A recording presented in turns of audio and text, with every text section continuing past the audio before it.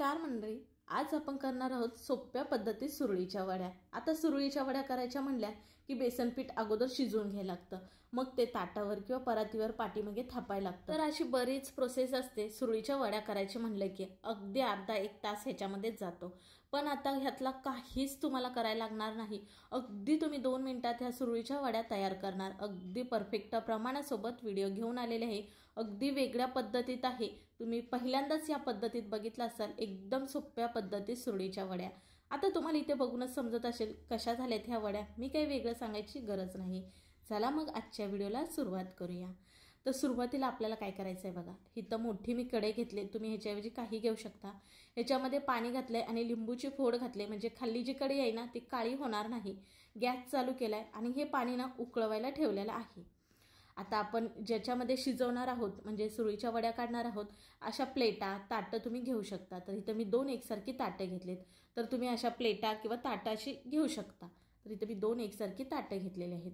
आता ह्या ताटांना काय करायचं, आपल्याला तेल लावून घ्यायचं आहे, म्हणजे ज्या आपल्या सुरळीच्या वड्या आहेत ना त्या सहज निघल्या जातील, ताटाला चिटकल्या जाणार नाहीत। त्याच्यामुळे ताटांना तेल लावून घ्यायचं।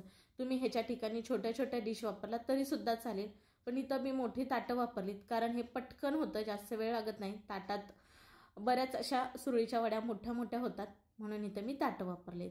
तर आता प्रमाण बघा, 1 वाटी पाणी, 1 वाटी बेसन पीठ आणि 1 वाटी ताक घेतलेलं आहे। हे घरी केलेलं मी ताक आहे। हे प्रमाण बरोबर आहे। तुम्ही कुठलीही घरातली छोटी वाटी म्हणा, पेला म्हणा, हे काही प्रमाणासाठी घ्या, म्हणजे तुमचं सुद्धा काहीच चुकणार नाही। तर आता घेतलेलं बेसन पीठ आपल्याला चाळून घ्यायचं आहे। देवा, ते बघा ती वाटी सुद्धा पडली बेसनची। नशीब किती त्या चाळणीमध्येच पडली, खाली पडली असती तर पूर्ण रेसिपी बिघडली असती। तर चला असू द्या, 1 वाटी बेसनचं पीठ जे घेतलं होतं ते चाळून घेतलेलं आहे। नंतर आपल्याला ह्याच्यामध्ये घालायचं ते म्हणजे ताक। तर आता हे मी घरी केलेलं ताक आहे, तुम्ही दुकानातनं डेअरीतनं म्हणजे आणलात तरी सुद्धा चालेल। 1 वाटी ताक घातलेलं आहे आणि 1 वाटी आपल्याला ह्याच्यामध्ये पाणी घालायचं आहे। सुरुवातीला ताक घातल्यानंतर छान असं मिक्स करून घ्यायचं आहे आपल्याला। ह्याच्यामध्ये गुठळ्या गाठी होता कामा नये, म्हणून ना पीठ चाळून घ्यायचं, म्हणजे बेसनच्या गाठी होत नाहीत। तर आता आपल्याला घालायचं आहे 1 वाटी पाणी। तर ह्या तिघांचा एकजीव झाला पाहिजे, छान असं आपल्याला हे मिक्स करून घ्यायचं आहे।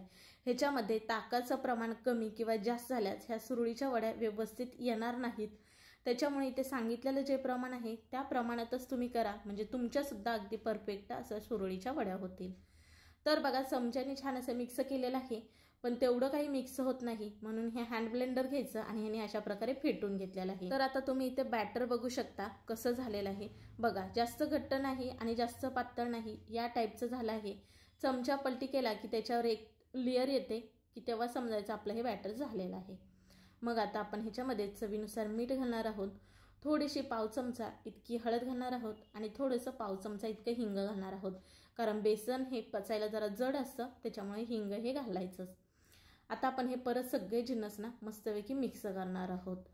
तर तुम्ही बॅटर बघून घ्या, ह्याच्यापेक्षा आपल्याला पातळ सुद्धा नको हवंय आणि घट्ट सुद्धा नको हवंय, नाहीतर आपल्या जशा सुरळीच्या वड्या पाहिजेत तशा होत नाहीत। तर हे बॅटर झाले कसं ओळखायचं बघा, इथे चमच्याच्या पाठीमागे अशा प्रकारे करायचं आणि आपण बोटाने अशा प्रकारे ओढायचं। जी आपण रेष मारतो ती मिटत नाही, म्हणजे आपलं हे पीठ बरोबर झाले असं समजायचं। आपण ज्या लाईन मारल्या त्या हाय अशाच आहेत, म्हणजे आपलं हे पीठ छान व्यवस्थित असं झालंय समजायचं। तर चला आता सुरळीच्या वड्या कशा करायच्या ते पाहूयात। आपलं इथं बॅटर तरी तयार झालेलं आहे, आपल्याला हे भिजत वगैरे ठेवायचं नाही आहे। तर चला आता गॅसकडे वळूया। तर अगोदरच इथं पाणी उकळवायला ठेवलेलंच होतं, पाण्याला उकळी आले मग आपल्याला हे तेल लावलेलं ताट त्याच्यावरती ठेवायचं आहे आणि हे आपलं बॅटर ह्याच्यावरती अशा प्रकारे पसरून घ्यायचं आहे। बॅटर आपल्याला जास्त जाड पसरवायचं नाही, पातळ एक लेयर होईल असं पसरवायचं आहे। 1 चमचाभर आपलं जी पळी असते ना तेवढं बॅटर इतकं बसलेलं आहे आणि ताट बरोबर ठेवायचं, म्हणजे एकीकडे जाड आणि एकीकडे पातळ अशी होणार नाही। तर आता सगळीकडे छान असं बॅटर पसरून घेतलं, मग काय केलेलं आहे ह्याच्यावरती झाकण ठेवलेलं आहे आणि फक्त आपण 2 मिनिटं शिजवून घेणार आहोत मध्यम आचेवरती। हे पातळ असल्यामुळे लगेच शिजतं, वेळ ह्याला लागत नाही। तर आता हे शिजले कसं ओळखायचं बघा, झाकण काढल्यानंतर ह्याला बोट लावायचं, ते आपल्या हाताला अजिबात चिटकत नाही, म्हणजे हे शिजले असं समजायचं। आता ह्याच्यावरती पाण्याचे थेंब आहेत, ते वाफेचे जे झाकण ठेवलं होतं ना आपण त्याचे थेंब पडलेले आहेत। तर आता ताट खाली काढून घेतलेलं आहे। आता हे दुसरं तेल लावलेलं ताट आपल्याला ह्याच्यावरती नेऊन ठेवायचं आहे। हे बॅटर पसरवायचं वगैरे नाही, फक्त आपल्याला सोडायचं आहे, ते आपोआप सगळीकडे पसरलं जातं। झाकण ठेवून फक्त 2 मिनिटं शिजवणार आहोत. जर नाही शिजलं असं वाटलं तुम्हाला, ओलं वाटलं, तर आणखीन एखादा मिनिट तुम्ही ठेवलात तरीसुद्धा चालेल. तर बघा खाली कढईसुद्धा आपली काळी झालेली नाही, पांढरी शुभ्र आहे. तर आता इथे मी तिसरंसुद्धा ताट घेतलेलं आहे, तेल लावून ठेवलेलं आहे. म्हणजे आणखीन थोडंसं हे बॅटर उरलं होतं ना, म्हणून मी आणखीन एक ताट वापरलेलं आहे आणि उरलेलं बॅटर सगळं इथे वापरलेलं आहे. आता तिसरंसुद्धा मी ताट ठेवलेलं आहे अशा प्रकारे आणि ते सुद्धा 2 ते 3 मिनिटं शिजवून घेणार आहे. तर बघा जी खाली ताटं काढली होती ती दोन्हीसुद्धा आपल्याला थंड करून घ्यायची आहेत. गरम असताना काढायला जायचं नाही, नाहीतर सुरळीच्या वड्या ह्या निघणारच नाहीत. तर सुरुवातीला काय केलं, ज्या कड आहेत बाजूच्या त्या सोडून घेतलेल्या आहेत चाकूने. नंतर आज तुम्हाला जेवढ्या छोट्या मोठ्या आकाराच्या सुरळीच्या वड्या हवेत तेवढ्या चाकूने कट मारायचे. तर इथं बघा मी असे उभे कट मारलेले आहेत. नंतर आपल्याला ह्या सुरळीच्या वड्या करून घ्यायच्या आहेत. बघा किती सहज निघल्या जातात. आता तुम्हाला इथे व्हिडिओमध्ये दिसतच असेल. अशा प्रकारे वड्या काढायच्या. बघा किती सोपे आहेत. जरी तुमच्या घरी पाहुणे आले असेल किंवा तुम्हाला कधीही या सुरळीच्या वड्या खायच्या असतील तर आता तुम्ही अगदी 5 मिनिटाच्या आतमध्ये सहज करू शकता. अगदी 3 ते 4 मिनिटामध्ये ह्या होणाऱ्या सुरळीच्या वड्या आहेत. शिजण्यासाठी तर फक्त 2 मिनिटच लागतात. तर बघा इथं मी एका ताटातल्या काढून घेतल्या आणि हे आहे दुसरं ताट. त्याच्यातल्या पण काढलेल्या मी तुम्हाला दाखवते. चाकूने पहिल्यांदा कडा सोडून घ्यायच्या म्हणजे ह्या सहज निघल्या जातात. बघा इथे तुम्हाला व्हिडिओमध्ये दिसतच असेल, खाली ताटाला अजिबात चिटकून बसत नाहीत. सहज फटाफट ह्या वड्या निघल्या जातात. फक्त हे आपलं जे बॅटर आहे ते छान असं शिजलं पाहिजे आणि त्याच्यामध्ये घातलेलं ताकाचं प्रमाण हे बरोबर पाहिजे, म्हणजे वड्या ह्या अजिबात ताटाला चिटकून बसत नाही. आता दोन्ही ताटातल्या काढल्या आणि हे शेवटी तिसरं ताट आहे त्याच्यातल्या सुद्धा मी ह्या वड्या काढून घेतलेल्या आहेत. बघू शकता त्यातल्या सुद्धा मस्त अशा फटाफट ह्या वड्या निघत आहेत. तर बघा सुरळीच्या वड्या करायच्या म्हटलं तर त्याचं किती तामझाम झंझट असतं.